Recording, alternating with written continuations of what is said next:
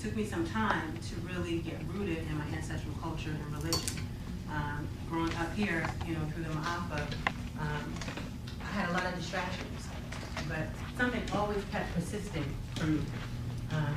And it wasn't really until I had a dream, ironically enough, where I was with my family in a mall, and this man, this African man, with this huge feathered crown, kept calling me away from my family, like, come on over. So I went to him, and he placed the same crown on me, and then he placed on me this necklace, which I just thought of as a necklace, but the necklace was copper and gemstones all down the body. So as he was speaking to me, or sharing with me some things non-verbally, I received that. And then, my family in the dream, it was time for us to leave the mall, so I had to give back the crown and the necklace. What I later began to understand about that dream is it was initiatory to me understanding my purpose, because I recently was given the term hoodoo for the hood. And what that may sound like is like hoodoo for the hood, but really it's about the hood, the covering that we use for our protection, for our invocation, our state of being, whether we are in childhood, adulthood, whether we are in a priesthood or priestesshood, is that which is covering us. And our asumans, or our portable shrines, are those things that cover us, that protect us, that connect us, that ground us, and that also carry the tumi of our Nanum and Samanfo specifically, and the Abosam. So I share that with you because as I was thinking, like, how am I going to, begin? That's what I kept seeing. They kept showing me that, because that was a turning point. Because from that point on in my life, I began to invest myself in learning and understanding about stones, minerals, roots, rocks, soil, all these things that can be combined harmoniously together to create the portable and miniature shrines known as Asuman. Now, we use these things in our tradition for protection, for fertility, to bring abundance, but also just to connect us. Another talisman that I created, one of the first ones after that dream, was a simple piece of pyrite wrapped in copper with some feathers. And it wasn't an idea that I had. I'm shown things through dreams and through mental images. So I might see something and not understand, but then later, after doing the research on it, I begin to understand what it's for. So that particular piece was given to me at a time when I was living in my great-grandmother's home. I was in her home, and I was able to really get rooted and grounded with my Nanum and Samanfo, with those that had always been with me, that had always protected me, taking baths in her tub. She had an old clawfoot tub. So I was able to purify myself, and that was one of the first asumans that I actually created for myself, connected to that dream. One of the things that I also create now is called a Karakasa piece, which is a direct connection to the dream. And I'm sharing this with you because the ideas aren't mine. It's not that I'm like, oh, I get an idea, and I'm like, okay, I'm gonna make this asuman. It doesn't work that way. I'm given specific elements to use to make a formula. And that formula operates as that house. When you build a house, you have to have a foundation. You have to have the structure of which all those people that are going to live in that house are able to thrive and do what they do in that home. And basically that's what the asuman is. Now, depending upon the formula that you use, the herbs, the roots, those things matter because of the resonation to Asazi Fua and the medicine that she gives us. But it doesn't stop there. So even if I create an asuman or I have some bags, I'm given the formula, but the work continues once the person or once we receive the asuman. Brother Kwesi spoke about getting grounded, because it's not like, okay, I just have this asuman and I can do whatever.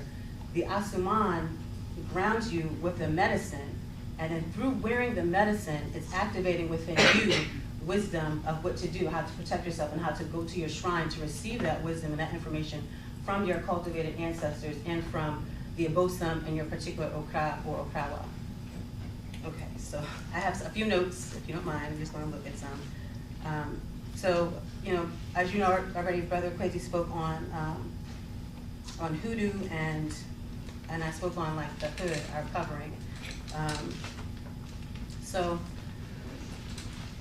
when I was a child, I was able to see. I was able to see spirits, ancestral, non-ancestral. I was born with a veil, so that allowed me to be able to look and observe things that we might not normally see as being there. But I didn't think of that as being something that was a gift, because I didn't really understand. It was very scary dealing with that, and then also trying to utilize that as a child, you know, through the ma'afa, not having a root of grounding of what that is meant to offer me. So over time, I'm reconnecting with that part of myself, but I say that because we all are given particular gifts. We are all born with a sense of sight, whether we're using our vision or we're using our vision. Our asumans are also things that operate as an eye for us, because when we are connecting with the elements of Asazi Fu and the Asazi Ya, we're given a sense of sight. We're given a place of grounding of which we can operate and see where we are to harmonize and magnetize ourselves and our being, what things we need to draw towards us, what things we need to repel from us, how to be in a space of fertility. Because it's not just about, you know, fertility in terms of your womb or your hara or your jet space, but fertility in your heart, you know, fertility in yourself as a being. So, turn this page. Okay. So, in addition to Asumans being something that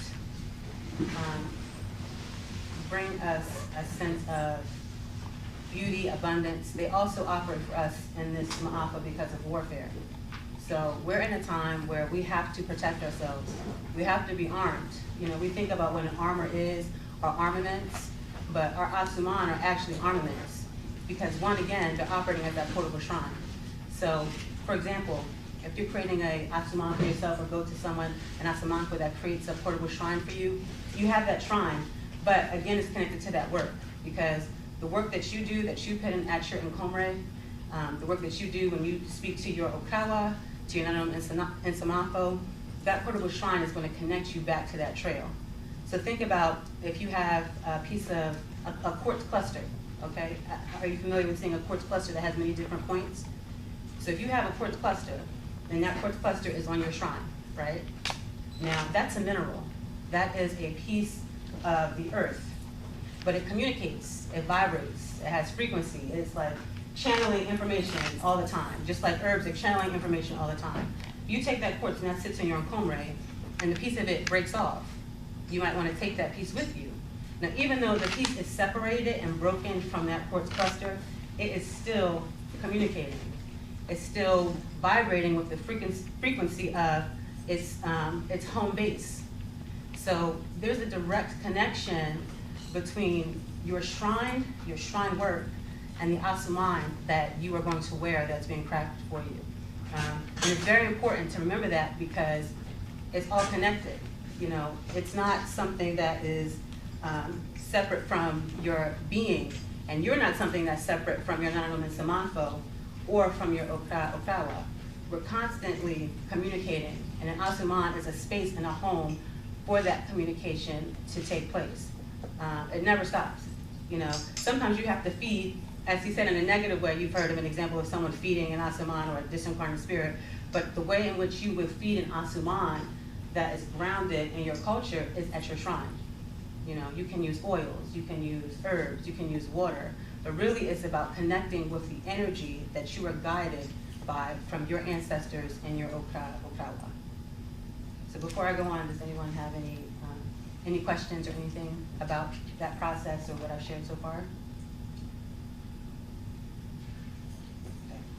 I just think it's so powerful and useful the way that you articulated it, because there's this phenomenon where people will come to protect you by giving you something. Right. Which, without that process of understanding that it is about you realigning yourself, this is assisting you to have the behaviors, make the decisions, the thoughts, words, and deeds that will then provide protection for you as you move about. I think it's very important because there's so much going on that have people, you know, believing that they can purchase something. Right. And then that in and of itself would provide the protection. Right, right. It's definitely a connection. Like, there's communication happening all the time, you know. And it's not until later, like, again, hoodoo for the hood, or hoodoo as my state of being, or my covering on this journey. It's not until later that it brought things into context for me, especially with my ancestors and ancestresses, my Nana and Nsamanfo.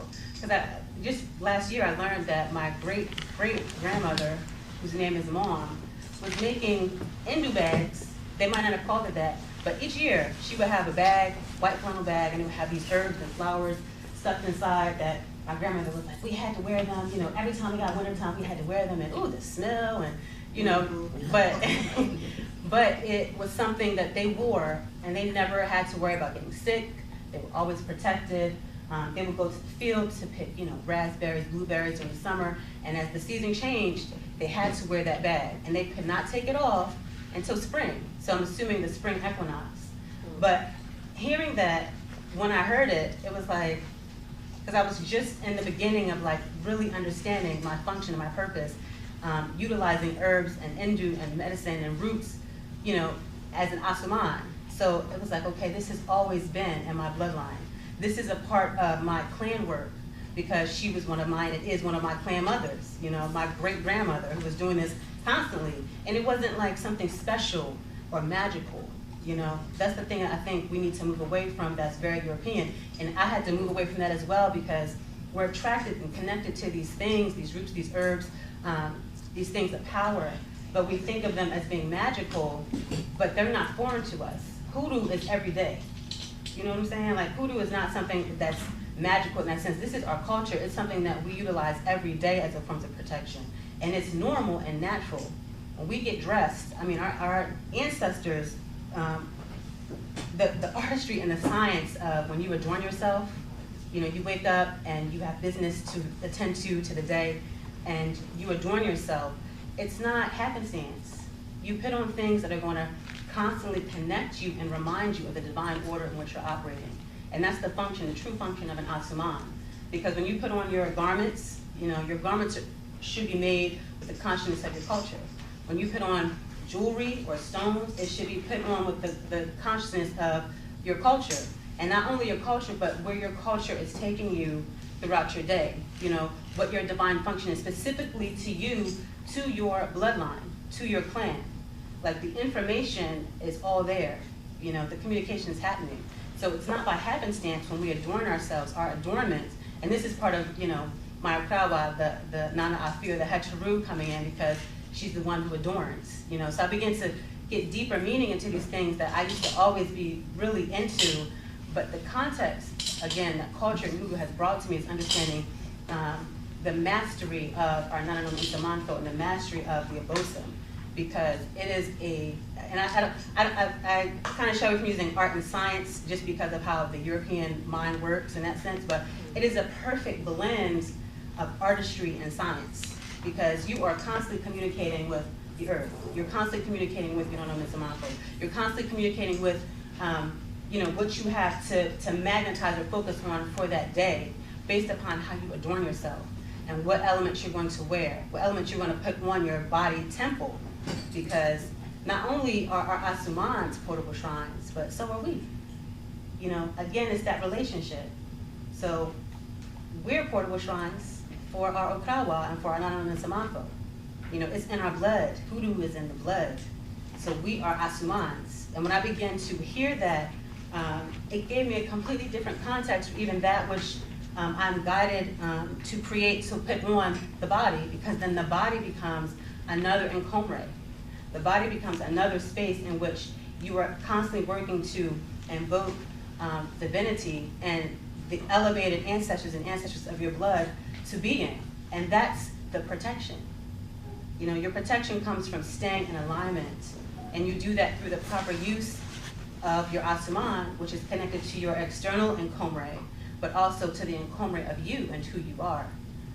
And it's very important to to hold that, because it gives you a completely different context for how you move in the world, and also a sense of value within yourself and that which you choose to adorn yourself with, you know. And there is a process, and we each have a different process. My process began to just be guided by my interests, you know. I was never one that was, I love to learn, but I was never one that felt grounded in society in terms of, you know, a degree or schooling in a certain way, or it took me some time to figure out, like, okay, what am I here to do? Like, how am I going to, I always had the question of, what am I here to do, you know? And I tried many things in trying to figure that out. Some that were disharmonious, that I was not meant to do, but that was a question that originated in me from youth. Like, you know, what am I here to do? What am I to function as?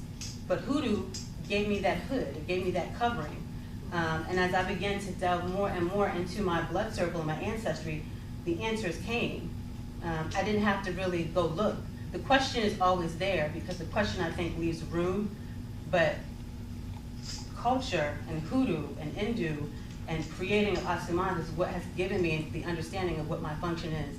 And I connected again to the story of haphazardly hearing a story about my great-great-grandmother, Mom, who was just making her bags for her family, you know, because she had the gnosis and the knowledge of plants and herbs, as a lot of our elder family members, great-grandmothers and great-grandmothers and grandmothers knew. It was common knowledge. It wasn't, again, something that was like, you know, far and few in between, because we had a connection and have a connection to the earth, and it was out of necessity. There wasn't a separation. The convenience of things today have created the separation, but we had a necessity to know what herbs we were going to ingest. What herbs could I use that would create an energy around me that, you know, would make me feel good, you know. And recently, even Brother Kwesi bringing that even more in terms of High John, right? So, you know, on my journey of like, okay, High John is a root, but the common European thing that they give you as High John is a root, jalap root, but real High John that we know is ginger. Like, think about a piece of ginger, okay? Like, if you can see it in your mind, it kind of looks like a muscle, right? Like an arm muscle. The power of the root is in its appearance.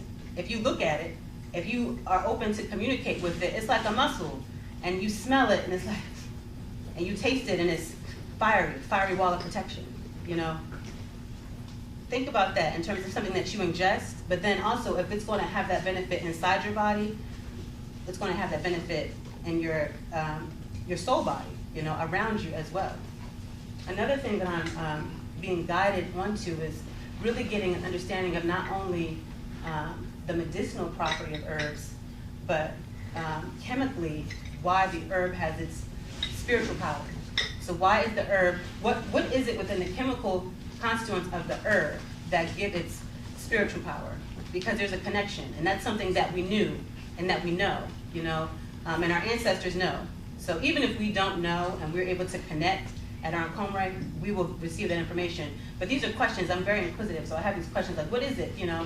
There are things within the communication that always will give us information, always shape what we can use for our growth and development. So does anyone have any, it helps me when you ask questions too, and I pause because then it allows me to collect myself. So, any thoughts or questions that anyone would like to share?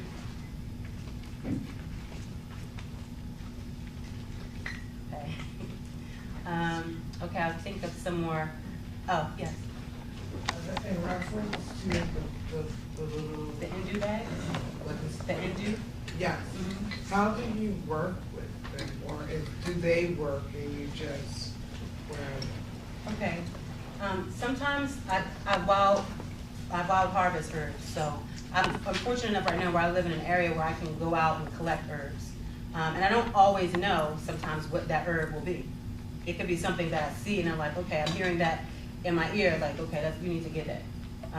Or it could be something that I research and I'll go out and get it and harvest it if it's in my area. And sometimes I'm purchasing herbs too.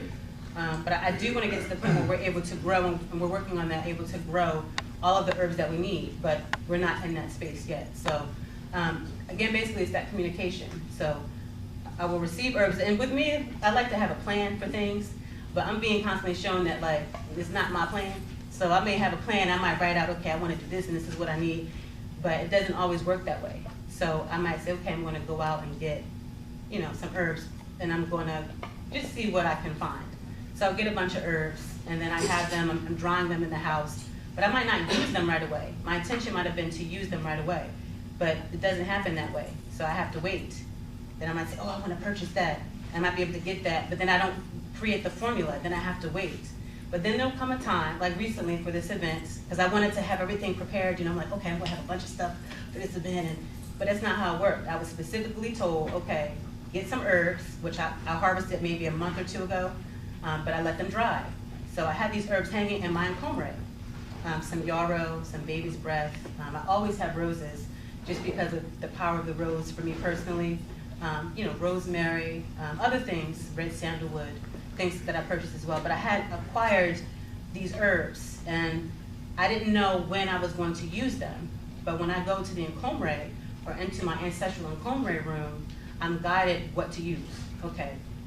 You know, and it's not, the communication isn't, it's not always verbal, and it's not always words. It's like, okay, just get this, or get this. And it could be kind of, I don't want to say haphazard, but it's a flow. So I'll gather a group of herbs, you know, and I have a, I was recently trying to think, it's a yewa. It's a earthen, it's like a disc that herbs are ground in. I used to have a small wooden pestle and mortar, but I used that, and then I began to grind the herbs. And my craft room, which is also where my Nananom Samanpo shrine is. So I'm grinding those herbs, I'm listening to what it is I'm to receive, and sometimes I'm adding more. You know, they give me the formula. It's not, when I say it's not me, because I'm guided by them. Of course, I'd love to be like, oh yes, I came up with this formula, and but no, they give me what the formula is, and I don't always know right away what it's going to be. I may have a collection of things that I may have harvested or purchased, but they tell me, and then I begin to work with those herbs and blend them together. And I think that's also just a part of my den, you know, being a child of Nana Afia Hatchery One, who is harmoniously blending things together. And that process of blending them together, then I began to see, okay, what this is for. Because again, they're communicating and they become a relationship. So that powder that comes is that relationship. And then once that's formed, you know, and then sometimes I'm, you know, invoking in my mind at the table, if it's after I've gone to shrine, but I begin to speak, whether it's in my mind or verbally, whatever is to come for that, whatever the intention is, whether it's Ankuja Seneb, like the blend for today, you know, life, health, wealth, protection. I'm speaking that in here, but also through the action, you know, through the grinding. It's like, imagine when we're a child and we're learning how to write, you know, and we have to have someone to take our hand. It's like that. It's like, you know, so I'm doing that, but then it's the guidance of that that's crushing and blending them together. And from there, however it's to be used. Because besides the bags, one of the things that I've been guided to use is clay, whether it's earthen clay or like a polyform clay. And this is something too that, again, when I think about context, as a little girl, I used to love making dough. Like, I used to be like, Mom, can I just make some dough? I just want to mix some flour and water together. I just want to make some dough. And I understand now what that was about. It was about making that earth, that malleable earth. Because if you think about the earth as the earth mother, it's a womb. All these things are springing from the womb of the earth mother. So the clay became something of which, that's the part of the impregnation. Because with the herbs or the rocks, the crystals or the resins, they're being impregnated back in to that space or that form of clay or a polyform clay that's going to house and hold them. And a lot of times with the clay, I'll make a tablet or a little piece. And I do a lot of custom work. So I create things for events like this, or I might create something, but generally a lot of my work is custom. So it'll come from a direct interaction with someone that says, okay, I need something for this, or I want to have something crafted for this purpose. And then after doing my work at my encombre and finding out that person's okawa, then I'm able to feel and I'm told what it is that they need to make. For example, a brother, he wanted something, he was born on a fida and wanted something for increased, to increase his ability to have insight, to see, those kind of things. But Friday, I'm like, okay, Friday. So there are a lot of different symbols I could have used, a lot of different crystals, but they gave me what it was, you know? So it was the shape of a bull with bull horns, and the herbs and the copper and things were infused inside of that, impregnated inside, for the connection for his okra to be able to live within. So it had an appearance of that symbol, but everything is housed inside, and it's from clay. So then I'm molding the clay. I'm putting that intention into the clay that I'm given, and then the herbs are then impregnated into it to operate and act as a house or a home for them to live and exist in. And then it's baked, so then you have the action of that heat that is releasing everything, and then it's solid. And those herbs are active in that asuman, or in the leather, because these are living materials. You know, leather, I was guided to work with leather more because of my connection to the bull or to the cow, part of my connection to Nana Afi. And that's something that we use culturally, is leather, because of our connection to cows. But I was trying to figure out, okay, so do I begin to work with, fabric, but the leather, because of the calf, is something that I was guided to use, and it was living, and you can impregnate things that are living. I know it's Yoruba term, but sometimes they say the ashe or the ajay, like you can impregnate things that have resonance of life. We're able to do that. So I hope that answers your question.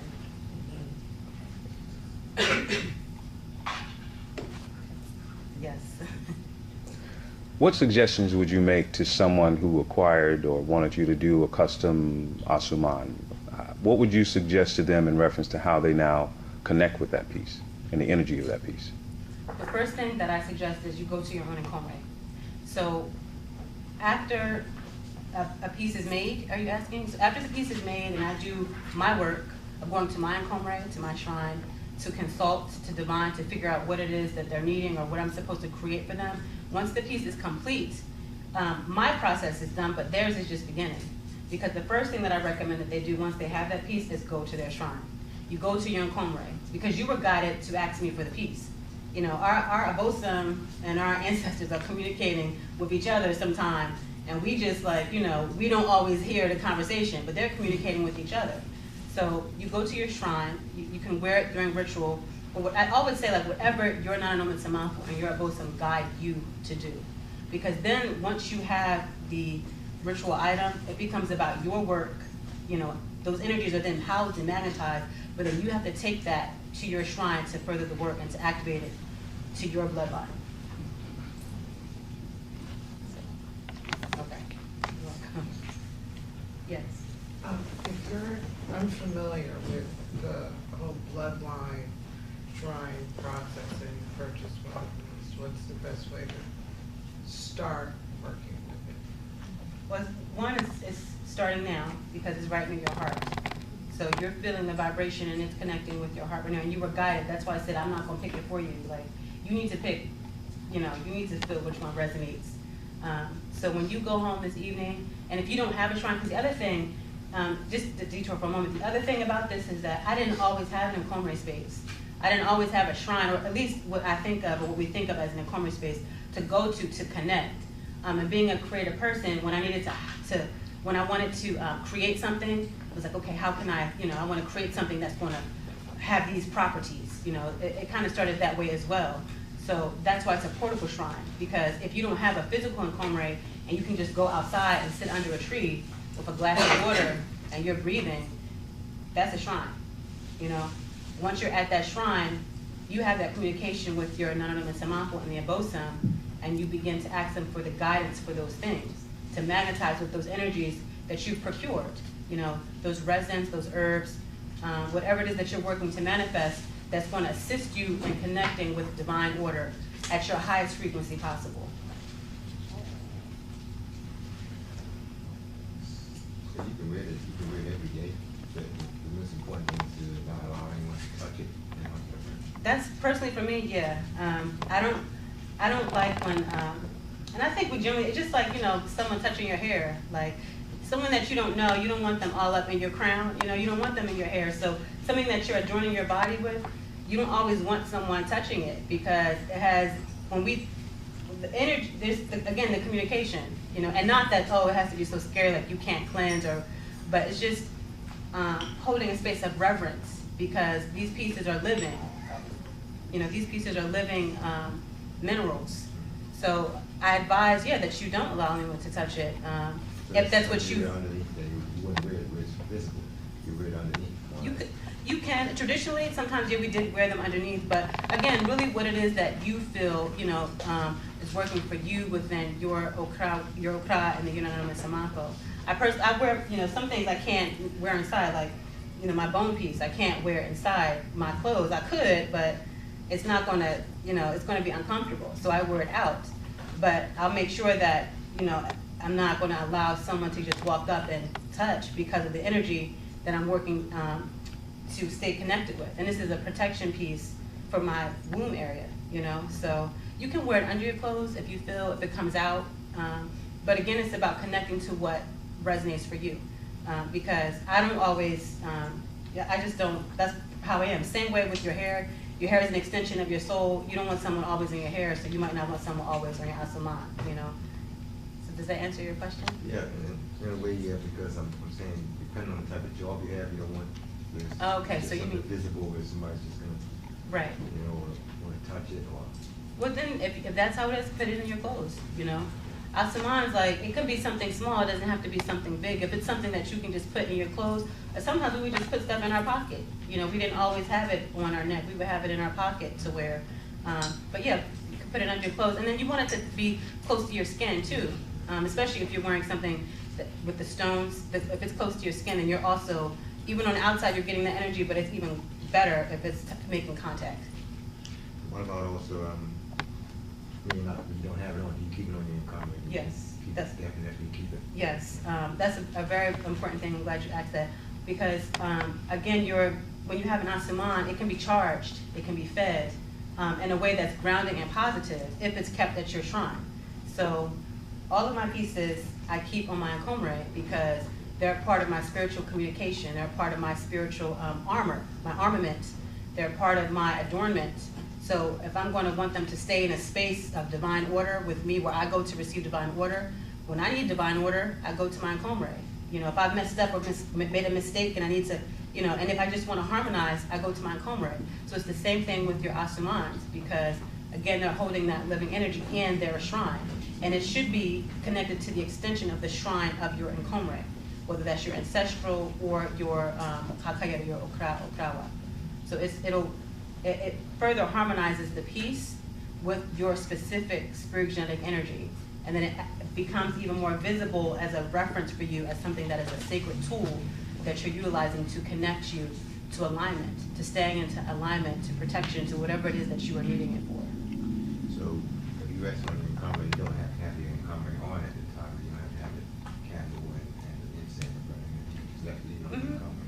Because our encombre is a communication device. So it's activated at times, like when we go to the shrine and we light the candles, and when we go to a shrine, we have the candle in the water, but it has resonance. So after you establish your encombre, your shrine, it has resonance, you know, so the communication's happening, and the more that you go and the more work that you do, that you put in, that vibration, that resonance is going to get higher and higher and higher.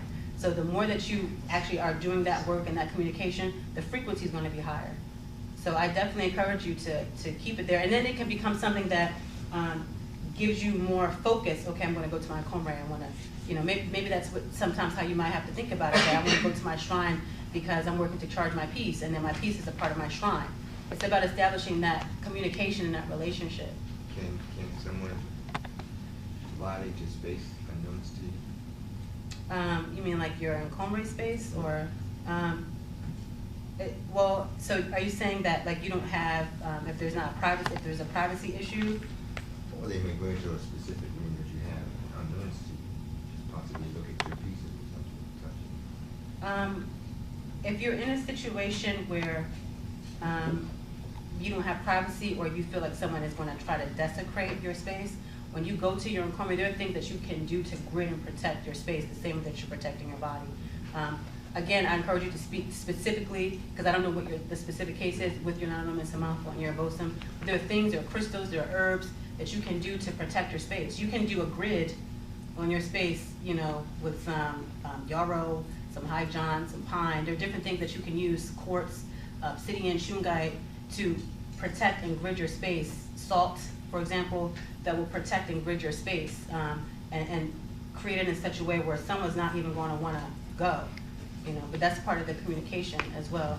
And if you're worried about privacy, our shrine doesn't have to be an elaborate space. Again, another reason why the Asuman is so powerful is because it can be tiny, it can be small, it could be just one, it could be a piece of wood that you find that you are wrapping with copper because you're guided to, and you're rubbing oil or water on it. It doesn't have to be a large space, and it could be a box, it could be hidden. So maybe that's something that I encourage you to even ask about that. If that's a concern, maybe you could make a smaller Nkomri space for yourself, you know, or again, even like I was saying with the sister, use a space outside where you won't have to have that concern, but consult with your own, you want to divine with your own Nananom Samanfo, you know. And we could talk later more about it too, if you like. That's pretty much all I have to share, unless there are any other questions. But I think, yeah, that gives a well-rounded view, because I'll just refresh. So the dream, things come to me in dreams, and that's also a bloodline trait. People in my family, things come in dreams. We're given information in dreams. That happens with a lot of us, African, Afro-continent.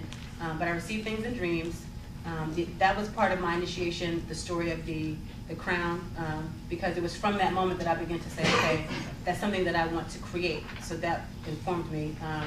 I began also creating shrines and thinking of them as a portable shrine, Asuman as a portable shrine, because I didn't have a shrine. I wasn't able to establish an Nkomri at a certain point. So I felt like I needed something that I could take with me. And then in doing that work, you know, things spread out from there. But the power of the Asuman is in the connection with your Abosa and your Nananom Samanfo.